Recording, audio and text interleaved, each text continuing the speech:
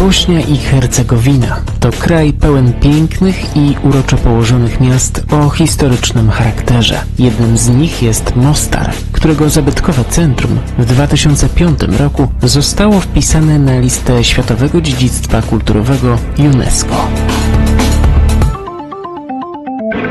Czym miasto nas zachwyciło? Przede wszystkim ogromnym, starym mostem, przypominającym kadr wyciągnięty żywcem ze średniowiecza. Jest tam jednak o wiele więcej ciekawych miejsc, które sprawią, że po jednodniowym wypadzie zostaną z Wami niesamowite wspomnienia. Zapraszamy na pokład, bo za chwilę ruszamy do Mostaru. Dla odmiany jest tak jasno, że trzeba okulary nosić. Nie da się inaczej. Jesteśmy w końcu blisko Morza Adriatyckiego. Tak jest, od razu inna pogoda, naprawdę. Warto wybrać się do Mostaru i spalić sobie skórę.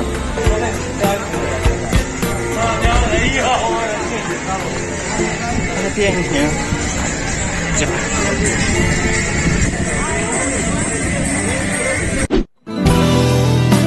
Mostar to piąte pod względem wielkości miasto Bośni i Hercegowiny. Liczy 60 tysięcy mieszkańców wobec 126 tysięcy, które zamieszkiwało je przed wojną domową. Aktualnie część zabytków została odbudowana, w tym piękna wizytówka miasta, plac hiszpański z okazałym budynkiem dawnego ratusza w stylu neomauretańskim.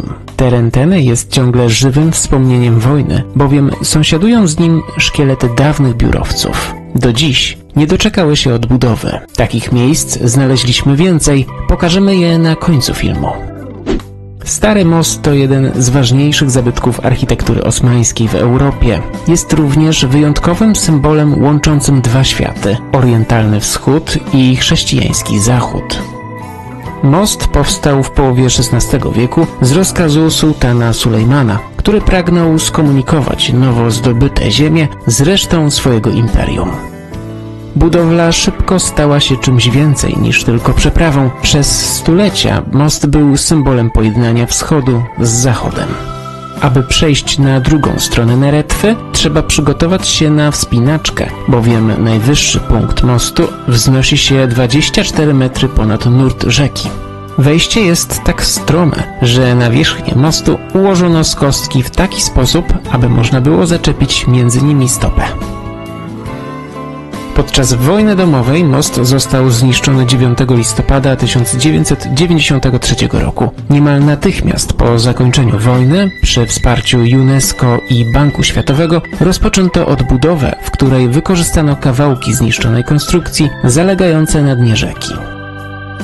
Dziś most ponownie stał się miejscem pojednania, m.in. za sprawą kontynuowanej od XVII wieku tradycji skoków do wody. Oficjalnie impreza związana ze skokami do wody odbywała się od 1968 roku. Tradycję przerwała wojna. Wznowiono ją od razu po odbudowie mostu, tym razem pod patronatem Red Bulla.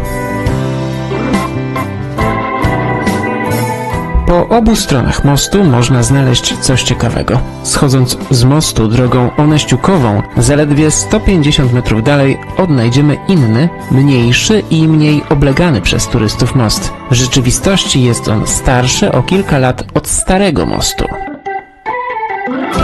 Schodząc z mostu po drugiej stronie rzeki, skręcając w lewo, wejdziemy na ulicę Kurzym-Dziluk. Jest to najpopularniejsza turystyczna promenada miasta, pełna sklepików i kramów z pamiątkami. Są tu również bankomaty.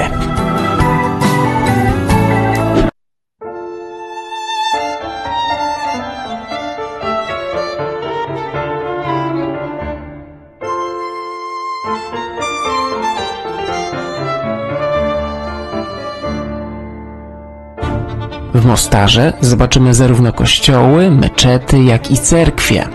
Największą katolicką świątynią w mieście jest kościół Piotra i Pawła przy klasztorze franciszkanów. Modernistyczna dzwonnica, wysoka na 107 metrów, została odbudowana po wojnie. Jest dobrze znanym i popularnym punktem widokowym, ale z niej nie zobaczymy Starego Mostu. W ścisłym centrum miasta znajdziemy kilka meczetów. Tym najpopularniejszym i najbardziej okazałym jest pochodzący z XVII wieku meczet Koski Mehmeda Paszy. Obecny budynek jest rekonstrukcją zniszczonej w trakcie wojny świątyni. Wysoka wieża została udostępniona zwiedzającym i można z niej oglądać Stary Most. Meczet Karados Bega to główny meczet Hercegowiny. Powstał w połowie XVI wieku na fundamentach kościoła świętego Szczepana. Wysoki na 34 metry minaret również został udostępniony zwiedzającym. Podczas wojny domowej meczet poważnie uszkodzono. Został odbudowany dopiero w 2004 roku. Przy Krzywym Moście zobaczymy zbudowany na bazie prostokąta meczet Nezir Agina Dżamila, który też jest wierną kopią oryginału, ale ten nie został zniszczony podczas wojny. Rozebrano go z powodu złego stanu już w 1950 roku.